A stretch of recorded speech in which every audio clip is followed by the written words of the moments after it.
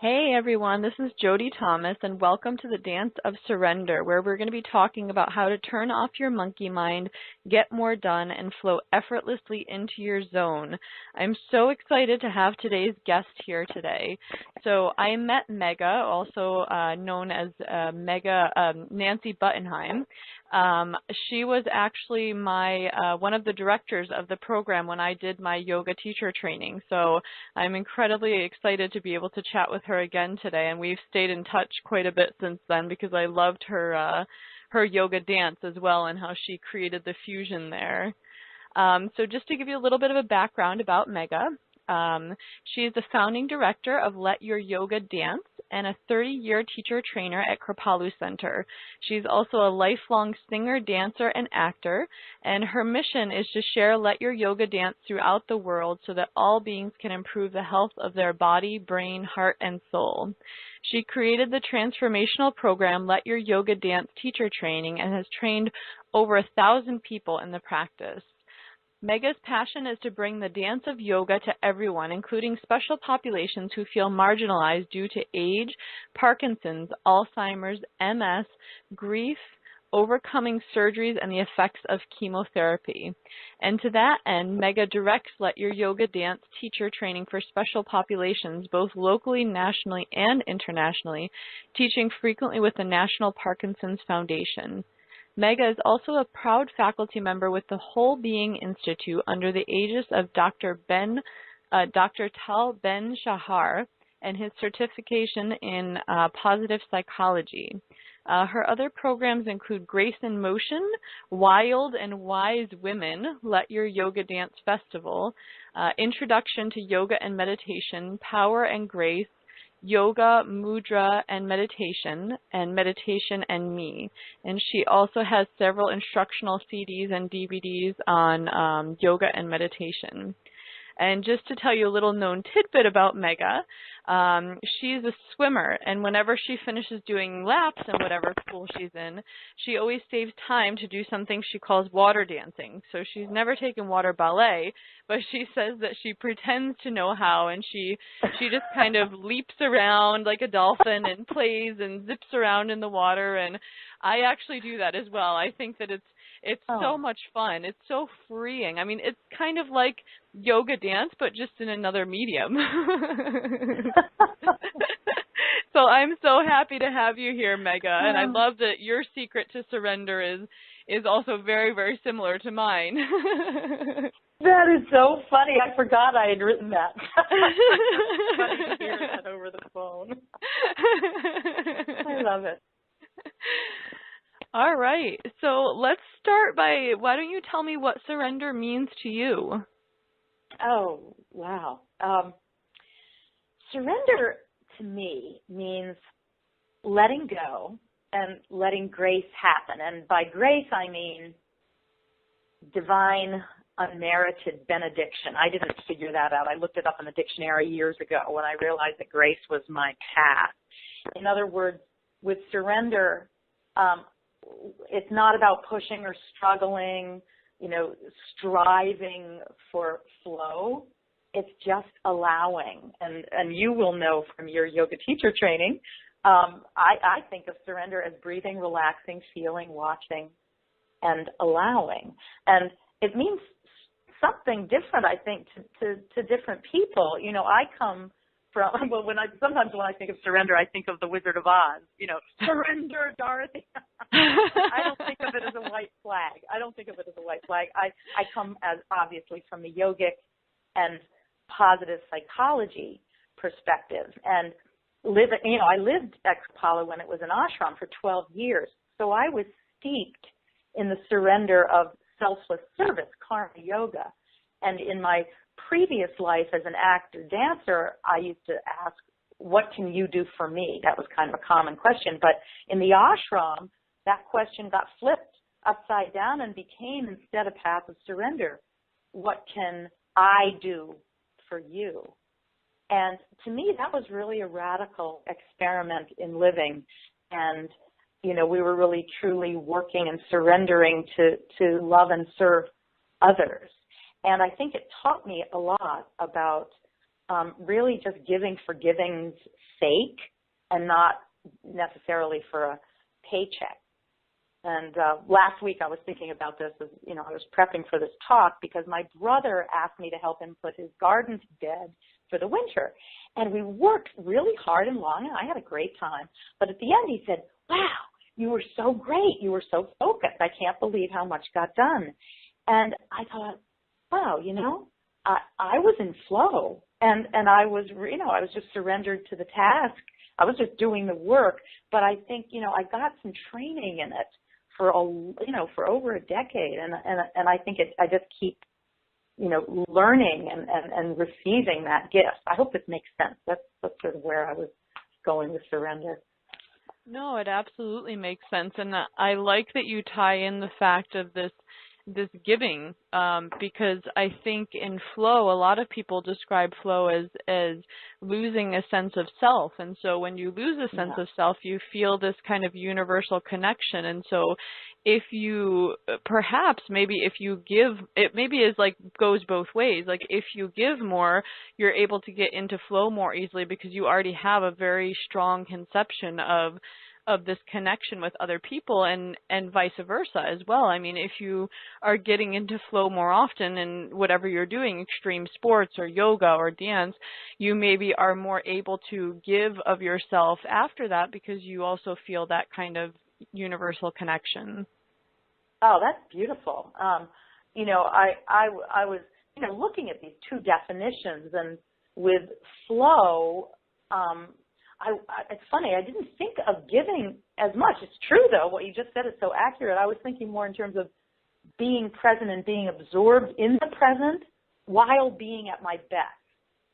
So, if you look at your watch and 2 hours have gone by and you didn't even notice the time because you're so fully engaged in the present. And I've been really studying Megha, Csikszentmihalyi from the positive psychology world. And I wanted to bring him into this conversation because he's done so much excellent research he's done all this research on flow. And I love his definition because he says flow is a dynamic state that characterizes consciousness when experience is attended to for its own sake, when action and awareness are merged, when nothing else exists except for your experience. And the result is peak experience and peak performance. Isn't that cool? I love that. It is. It's amazing. Really cool definition. It's like flow being about the and. I'm enjoying myself and I'm at my best. So, like we think of, how baseball players, they say that, when they're in that zone or they're in their flow, that the ball coming at them 80,000 miles an hour actually looks to them like it's in slow motion because they're just there. So, whether it's baseball or writing the book or doing the dance or the motion, it's just meditation in action. So, and I also love to feel like that sense of serenity. I just feel like when I'm in flow, there's such a sense of, God is in heaven and earth and all is right with the world. And it's meditation.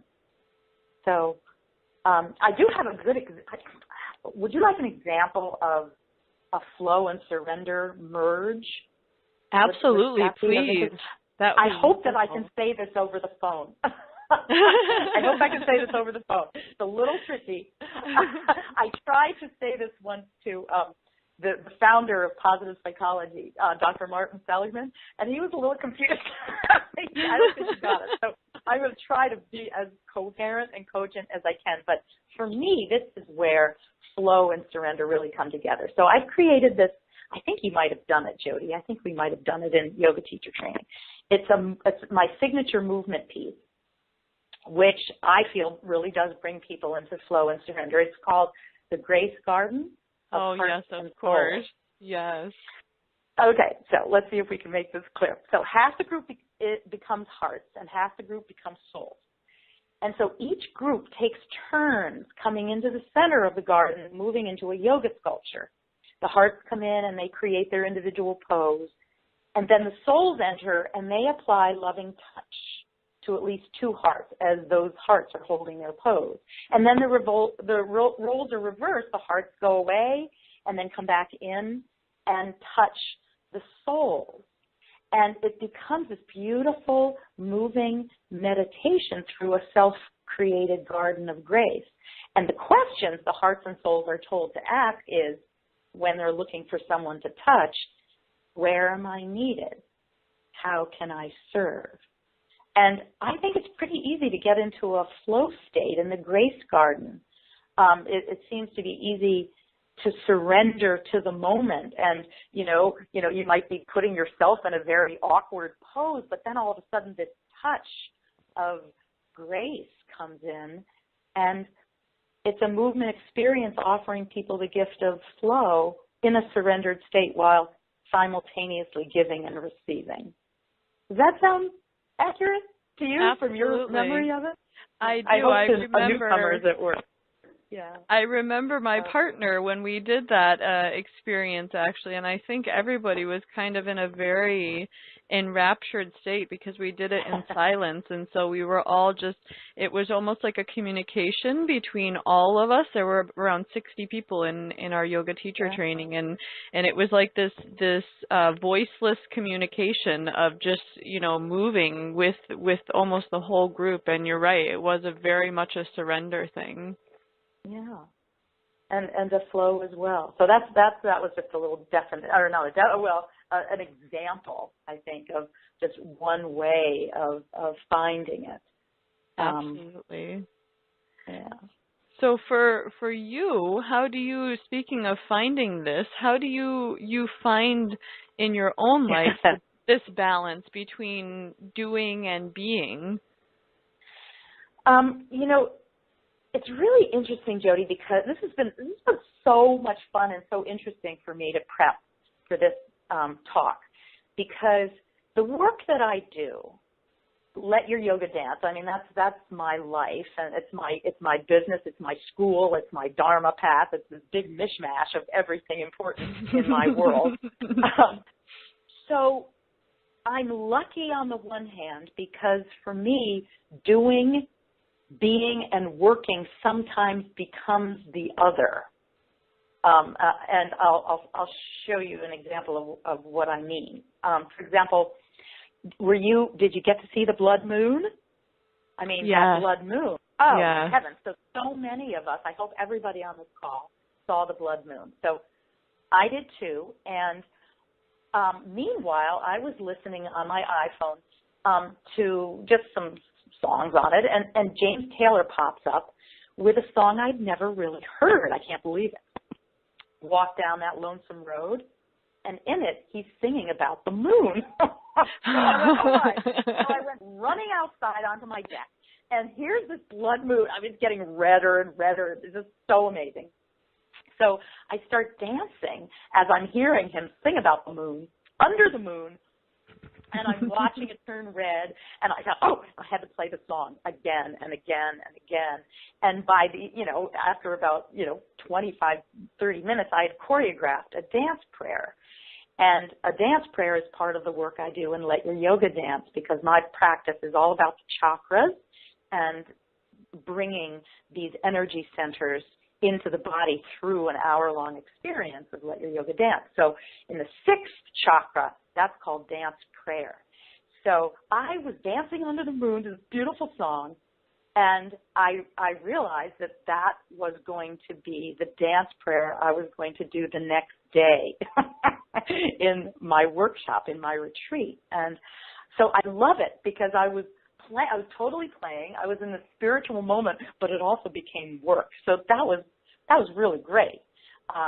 So another example is that sometimes I like to dance. Well, not sometimes. I dance out in nature as much as I can, and bringing in moving meditation, Chinese yoga, qigong, hugging trees, as you said, water dancing, either in a pool or a lake or the ocean, teaching my trainees.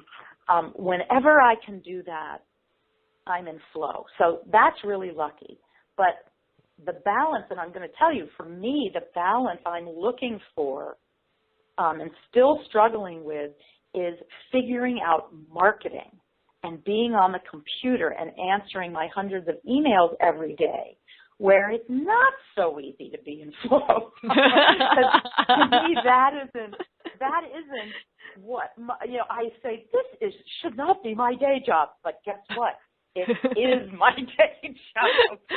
So as I was thinking of all the flow and surrender, I realized,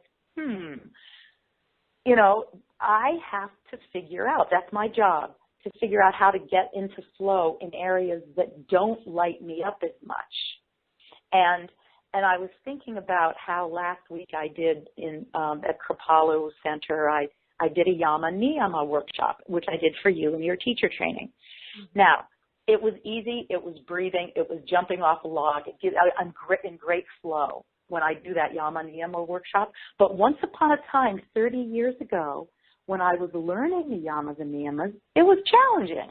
I had to learn them and practice them. And I mean, I'm not saying that it's always easy to practice them, but to teach them, it's always easy for me to teach them. Practicing them is a little harder.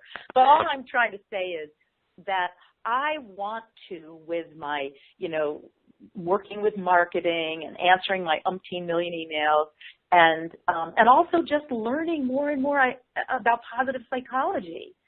That at first it's challenging, but it can become flow. It can become my comfort zone if I really dedicate myself to making it so.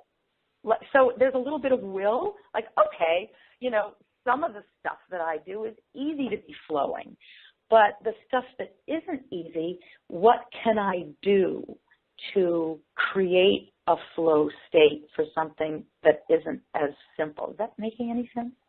It makes a lot of sense. And I absolutely love that you brought this up, because in this conference, I'm talking to people a lot about, how do you find your passion? How do you find the state of flow where you're just completely concentrated and doing what you love, and kind of taking what you're passionate about and what you love and turning that into a flow state. But I haven't really touched on this aspect that sometimes, or I guess probably always, anything that we're doing is always going to have various sides to it. And so if maybe we get into flow very easily in one part of our job, or whatever our projects are, or whatever we're doing in our lives, and other ones are kind of the ones that we're a little bit more resistant to, I don't know. I mean, do you have any maybe little tricks or tips to? Well, it's interesting. Yeah, I got lots of them, but it's funny. Now, I got to be honest here. I think, or let's look at calling AT&T or a company that might put me on hold, or they might have that voice that says, you haven't done this, this, and this. And I get so grumpy. All of my yoga, these decades of work goes right out the window.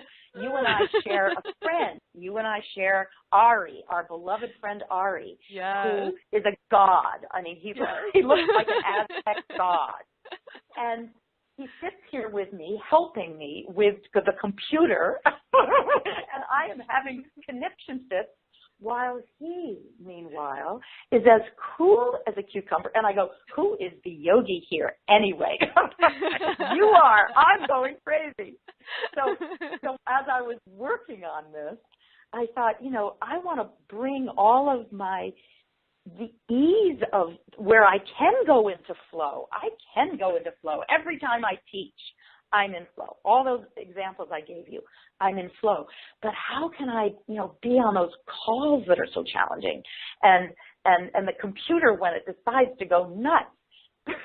That's when I need to practice. So I've got 6 examples that are really lovely.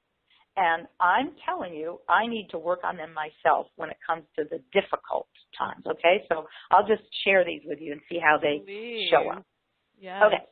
So first of all, I do believe that we can get into a flow state on demand. I really do believe it, but it takes some dedicated work.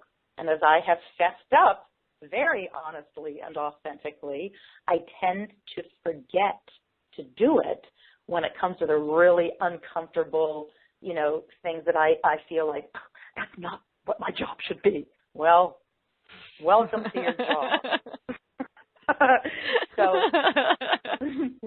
So the first thing, I think that everything I'm about to say, these little 6 examples, is totally common sense. It's so obvious.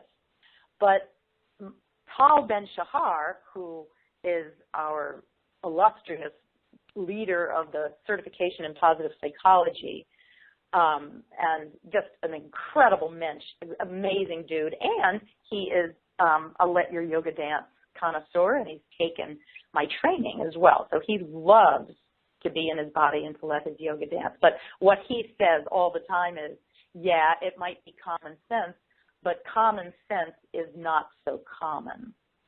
All right? Mm-hmm.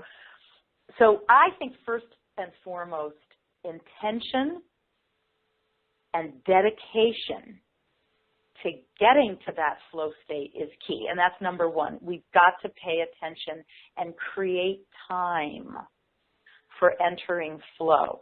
So, for example, the next time I make one of those calls to one of those companies that puts me on hold for a half an hour, mm-hmm. I need to really intend for a flowing, lovely communication to happen, mm-hmm. and I can trust that can happen. And it might be, a 5-minute experience, and it might be a half an hour, whatever, but my intention is key. And I don't know about you, but I do this all the time when I go to visit someplace, or nowadays when I walk into the Kripalu building, I say, this is going to be the most wonderful, deep, glorious class. And the people who are supposed to come to it will. And I tell you, when I put that intention out, a miracle happens. So again, this might be really obvious, really common sense, but sometimes I forget. So I want to do it more when it comes to the tough ones, those tough ones. Okay, so that's number one. Then the next one, this is so obvious too, and you learned this in yoga teacher training, taking deep breaths. And there's a great book by a guy named Thomas Crum. Have you heard of him? C-R-U-M, Thomas Crum. And he wrote this obvious, commonsensical book, but so few people might do it, called 3 Deep Breaths. And, he recommends taking 3 deep breaths anytime you go to a red light. When you're driving, take 3 deep breaths. Anytime you need remedial action or a mini recovery, take those deep breaths, and it will create an upward spiral of well-being. But it also can be the beginning of entering into flow. Mm-hmm. Like flow can happen. It can happen, just out of nowhere. Like I was dancing under the moon with James Taylor just happened to be there. But, that doesn't always happen. But we can create an environment where flow can more naturally occur by doing these little things. So the third one, I think, to release this overwhelm, we've got to slow down. It's really important to do less rather than more. Megha, are you listening to yourself? Hello? Jody, are you listening to Megha? Yes. We need to stop multitasking so much. And I am a queen of multitasking. I am so good at it. But I realize that the result might not be so good. I mean, when I teach, yes, I've got to multitask like crazy. I'm playing music. I'm looking out for the students. I'm telling them what chakra they're in. There's a lot, but that's a different kind of multitasking. I'm still one-pointed in flow in my class. I'm totally one-pointed, but there's lots of things I'm doing at the same time. I don't think that's multitasking. That's just I have a lot of things to do while I'm one-pointed. Does that make sense? Absolutely, and I totally agree. I was speaking to this actually about my sister's with my sister's nanny the other day. I told her, I said, multitasking, we think that, we're actually getting more done, but usually the quality of whatever we're doing is a lot less, and it actually takes us a lot longer to do anything. And 2 days later she came back and she said, "Oh my gosh, Jody, yesterday I put the intention in the morning to just focus on whatever it was that I was doing all day long, Oh and my God. and after like 2 hours, I felt like I had checked 10 things off of my list that usually would have taken me all day because I was focused only on whatever I was doing, no matter what it was."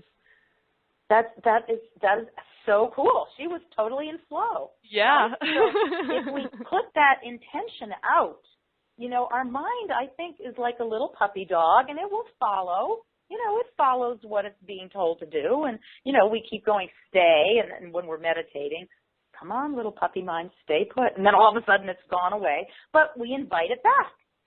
So one pointedness, I think, is just so key. So another thing that I've really been looking at with overwhelm and flow is, this is the fourth thing I'm mentioning, is creating and recreating heartfelt positivity. And that's what Barbara Fredrickson teaches in her book, Positivity. So again, and it dovetails with the one-pointedness, because heartfelt positivity is perhaps thinking of a loved one or even the thing you're about to do with all your heart and a one-pointed focus.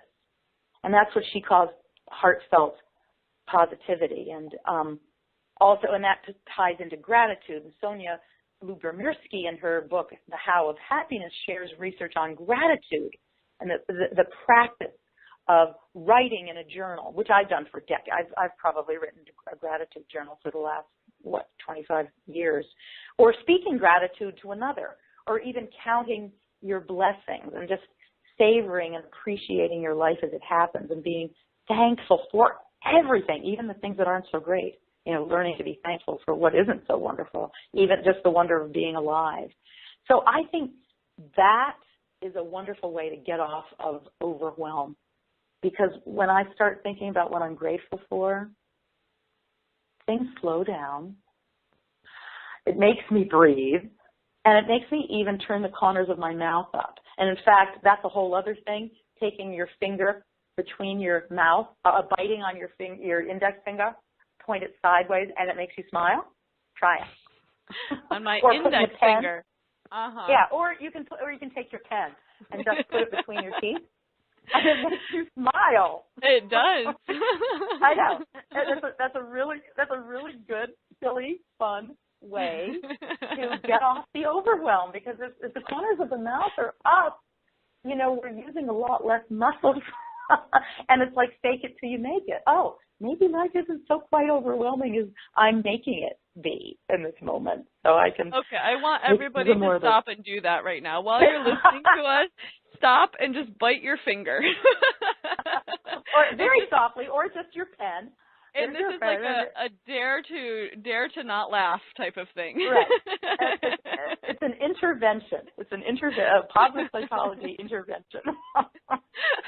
So, all right. So there's two more. So this is all about, again, getting off the overwhelm and really having a clear intention to get into a flow state rather than just hoping it will happen. It's creating the proper field for flow to happen. So this one, to me, is so no-brainer, so obvious. Get outside. Get outside in Mother Nature as much as humanly possible. And in the last few years, I live in Pittsfield, Massachusetts, and I live at the end of a cul-de-sac, so there's a long street, and I'm right at the end of it, and there's lovely, I'm lucky to have a little forest, a mini forest in the background. And sometimes it really pours down rain, and when I'm smart, I grab a slicker or not and just go outside and walk in the rain, and I'm just totally drenched. And it's amazing. It's so enlivening, And of course, you've been in Costa Rica. I've been in Costa Rica. I mean, just letting nature just adore us and teach us everything it has to teach us, no matter what the weather. So when I have a choice to be between being indoors and outdoors, outdoors always wins. And that's a very lovely way to help flow come in. I'm sure you agree with me. Oh, absolutely. I'm such a Costa Rica girl. nature. Yeah, I mean, I lived in the jungle for 4 years in a tent, so it doesn't get much closer to nature than that. Yeah, it's amazing. So that's a big one. And then the last one, I mean, there's tons, but I thought I'd just share 6 with you that I thought were relatively easy. Letting my yoga dance whenever possible, even if it's just one song, you know, or you know, putting on your favorite piece of music, or going outside and dancing with the wind. And it's so funny because a new friend from positive psychology, Ruth, has been coming to my classes, and she said, you know, I'm a self-professed introvert, but I'm not in Let Your Yoga Dance because everybody is doing their thing, and nobody seems to care about what everybody else looks like. We're just in flow together. And so I said, you're not an introvert. You're an extrovert. You're just teasing. You know, I really am. I'm the shy person. So those are 6 things, and I could offer you 60 million. But, you know, breathing, you know, letting yourself just take a moment to meditate, even if it's just for a few moments to practice doing less and being more, being a human being rather than a human doing, and being grateful, learning to savor and appreciate even the things that are hard, like me with the calling up the companies and the banks on the phone and all the marketing stuff, and getting out in nature and letting my yoga dance and play with moving yoga. Those were some of the things I think that can really help flow come, rather than just hope it will. Yeah. I hope that makes some sense. Yeah, so I want to draw 2 things out of it. I just want to say really quickly a comment on the Let Your Yoga Dance. Even for people who are not yogis, like for me, the only one guaranteed thing, if I'm in a really bad mood or I'm like really tired, the one guaranteed thing that will pull me out of that is to move creatively. And usually that means putting on a really upbeat song and just moving my body. If I don't have that, I remember the last time this happened to me, I was in Lake George, which is a beautiful, beautiful lake in upstate New York. And I was tired and I was in a really bad mood, and, you know, I was with my family and I was like, I don't really want to be feeling this right now. And the water was really cold, but I had my bathing suit. So I just put on my bathing suit. I got in the water and I just moved for like 5 minutes. All of my limbs were pretty much freezing. But after I did the combination of those 2 things you mentioned, being in nature and just kind of flowing with the water, I felt so invigorated. I had a smile on my face again. So absolutely. And kind of going from that, I just want to ask you, I kind of pulled something out of this that I would like to ask you maybe to comment on if I'm taking this correctly. I got the impression that what you were talking about, you know, when you were talking about that we need to learn how to flow even with the things we don't like to do, like calling banks or, you know, doing accounting stuff or marketing stuff. Do you feel like when you are getting into flow more often in the things you do love, that actually runs over into the things that you don't love? It's almost like a training session. So like you kind of start with things that you're passionate about. Like maybe you can get into flow easily when you dance, which is the case with me. And then the more you do that and you build it up doing it with things you're passionate about, that will actually run over so that you know what that flow state feels like, and you can just kind of bring it up on demand. Oh, that is so excellent. And I will say I'm still learning. You're absolutely right. Everything you just said is so key.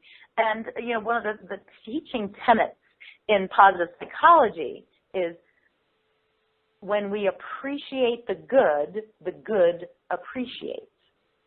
I love that. And also looking at the building a muscle, that which we practice gets stronger. So when I practice being irritated on the phone and frustrated and pounding pounding my friend Ari, who's sitting on my left, and I pound his poor shoulder. I don't know why he keeps working with me, but he seems to enjoy it. I pound him going, what's going on? And that's not practicing. So then I go, okay, I'm going to pretend I am Ari. And, I'll do anything to get back into flow. And lo and behold, when I take on those qualities that I know work and go, I can do this. I can learn how to market. I can learn how to work with my computer and not crack up. But it takes practice. And the more I practice with what works, the more it can flow into what doesn't. So it flows into flow, into flow. And do you find that when you're in flow, in a state of flow, that it requires more or less energy of you than if you were doing similar activities? That's such a good question. I don't think flow takes any energy from me. I think it gives energy. I mean, to me, being in a state of flow is being in a state of grace. And so it depends on what I'm doing. But let's say I'm writing. I'm working on my book and everything, and I'm writing, and I notice that, maybe 2 hours have gone by, and have I even been breathing? Of course I've been breathing because my breath does it for me. I'm not hungry. But I don't think it takes any energy. To me, again, it takes energy when I'm not in flow, and I go, okay, I have to knuckle, I have to, be very mindful, I'm going to make this happen. Then I have to take deep breaths. But I think flow is heaven, don't you? Yes, absolutely. And I'm actually starting to question, now that we're talking about getting into flow even with the things that we don't like, I was starting to analyze in my own life, like when I have been able to focus, 100% of my attention, even on a task that I'm not crazy about, it totally energizes me, because afterwards I'm like, I have this exhilaration, like I did it, like I was totally focused and I did it. No. I know. I feel so good, but I want to feel good throughout the process. And that's where I fail sometimes, and I go off. And if I'm left on hold for, 40 minutes, and then I say to the person, okay, I'm not mad at you. I'm frustrated, though. Can I just tell you I'm frustrated, but I'm not mad at you. Not your fault. And they usually laugh, I want to be a pleasant person in flow when I talk to those companies. Yeah. So, and that's where, I know we only have a little bit more time, but I just didn't know if you might be interested in something I do try to do as an actual little experience. I didn't know if that would be fun. Please, I think people would love that. Yeah. Okay. All right. Well, I have another one, but I'll put that on the flow handout if anybody's interested. But this is a moving, I like to call it Chinese yoga with breath and movement, and you can do it in a chair. So those of you who are sitting in a chair, hopefully with a little microphone cord or Bluetooth or whatever, it helps to have both hands, but if not, just use one hand. And if you want to stand, and I always believe in standing as much as humanly possible. They say sitting is the new smoking, so standing as much as you can. Okay, I just got up. Okay, I'm going to have you close your eyes if that works well, and bring your feet just about hip width apart, and then take a nice deep breath in through the nose. And exhale through the nose. This is really slow. Again, this is just an opportunity, another way of inviting flow into our moment, whether it's a difficult moment or a joyous moment or anything in between. So we inhale, standing nice and tall and sitting nice and tall, and then exhale, bending the knees slightly. And if you have sore knees, don't bend them at all. So with the next breath in, we inhale the arms right out in front to about heart level, and then pull the hands towards your heart, and then exhale, press the hands down toward the floor as you bend the knees. And that's all. We just inhale, reach the arms outstretched, the palms facing down to heart level. Pull the hands a little bit towards you, and then as if you were pressing the air down and bending the knees. That's all it is. And you can let the arms go further up if you like. You can let them come all the way up or even out to the side. Inhaling up and exhaling down. And really be one-pointed. This isn't all that difficult, so you can really take all of these things that I mentioned before of deeply breathing and whatever you might be feeling overwhelmed about, you can just slowly press that overwhelm down into the earth and imagine the earth gobbling it up and turning it into a grace garden. Inhaling, and just the last few moments of this little exercise, as you inhale the arms up and exhale them down, think of something in your life you're really grateful for. And if you're not outside, imagine that you're outside and underneath that beautiful blood red moon, and all is well in the world. And then as you exhale the hands down, you can complete and open your eyes and see if anything's a little brighter. And maybe that can be a nice entree into the next time you want some flow and it's not flowing quite yet. Absolutely. Thank you so much for that. I feel already, maybe you can hear it in my voice, I feel very relaxed just with that very short. I know. You said, and I went, uh-oh, she went. Somewhere. That was wonderful, and I really enjoyed, so my hands, and I'm not 100% sure this is how it was going to work, but I was kind of making a circle, so I was extending my hands out all the way, and then drawing them in close to my body, dropping down, and then kind of circling them back up.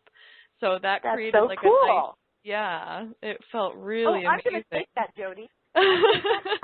Please. I didn't think about that, but you're absolutely right. It's a lovely circle. Thank you. I love circles. I totally love circles. Thank you. Thank you. All right. Well, I think that's definitely a great place to end here. So thank you so much. I feel like we really got some amazing tips and tidbits from you of how to draw these things together, and I'm so glad that we talked about all of that. And if people want to kind of go a little bit deeper with you, Megha is going to be offering a flow handout as a free gift. So in the email, I'm going to put the link where you can go to get that. And that's just going to kind of, well, maybe you can tell us real quick, Megha, what the flow handout is going to be providing for them. Well, it's going to have some of what I just said, and then a few entrees into flow, which are flowing in and of themselves, and the one that you just did is one of them. Okay?